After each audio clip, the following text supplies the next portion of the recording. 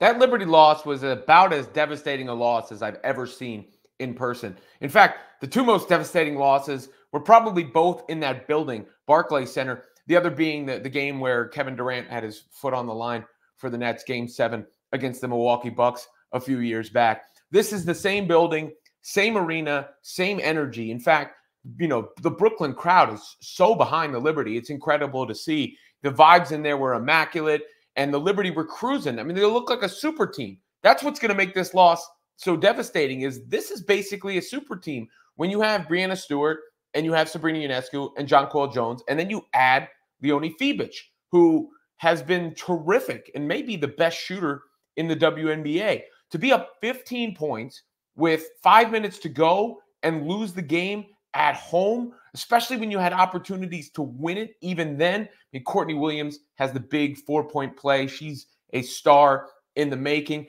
But Breanna Stewart was at the free throw line, missed the second one. That sends it to overtime. Otherwise, the Liberty win. And then in OT with a chance to tie, Stewie smokes the layup. Giving people Patrick Ewing memories from Game 7 in 1995 in the semifinals against the Pacers. And all in all, if the Liberty don't come back to win this series, that is going to be the kind of loss that haunts them for a career. The players, that's going to haunt their careers, because the Lynx were the only team in history to ever come back from 15 or more down with 5 minutes left in a playoff game, and they did it in the Liberty's building. So let's look at some of what I was just talking about.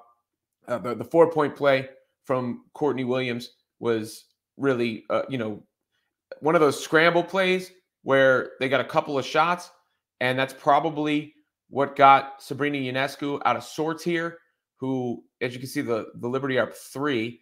The ball comes over to Williams. Misses. That's Fibic on the defense, that length. But it gets back out to her, and then there's the foul from Sabrina too. So that allows the Lynx to go up in the game. And I've said Courtney Williams is going to be the breakout star of this finals because she has this exuberant personality, and her game is fun to watch. She's unbelievable in the mid-range. Probably the most potent mid-range, I wouldn't say probably, the most potent mid-range player in the WNBA when you take into account the volume of shots she takes from the mid-range and the efficiency she makes from the mid-range. Obviously, that one was from 3. But still, Stewie gets fouled and has a chance to win the game, but only makes 1 of 2 free throws. And then in overtime, after Napheesa Collier, who was terrific defensively in this game, and even put them ahead offensively, Collier with the little baby turnaround that wound up becoming the game-winning shot. Stewart has a chance. She still has a chance. After that, the seas sort of part for her. You saw her face there. The seas sort of part for her. Collier overcommits. She gets to the bucket and just misses the layup.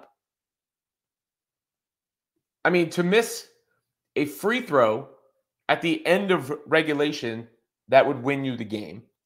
And then to miss a layup at the end of overtime, that would have tied the game.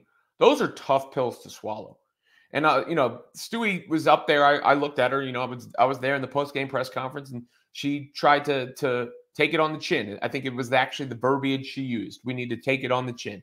And the Liberty still have a stacked squad, so they can win this series.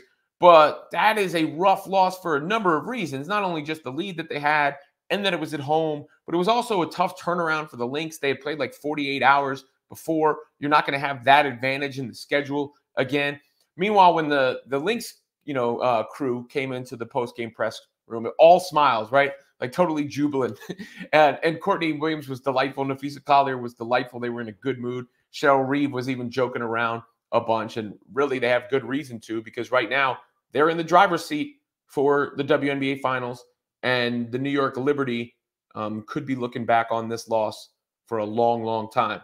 Good thing for them, it was only game 1.